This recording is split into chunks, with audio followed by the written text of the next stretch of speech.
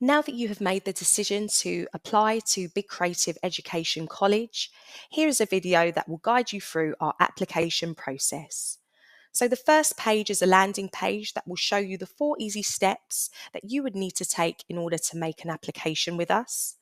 The first step is giving us your personal details and your emergency contact details. The second step is telling us about your education history, your previous or current school or college, whether you have any learning difficulties, your predicted or current grades, and the course that you would like to study with us. The second step is telling us about your motivation for applying for this course, so why you have applied and your strengths and your weaknesses. And further down, we would encourage you to either choose option 1, which is uploading your creative work. And if you don't have any creative work, you can record a 2-minute self-tape on your mobile phone answering the following questions. Option 2, you can request for an interview with a member of our curriculum or admissions team.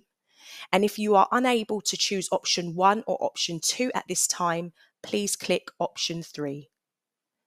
The third step is uploading your creative work or your self-tape and a school report if you have one available.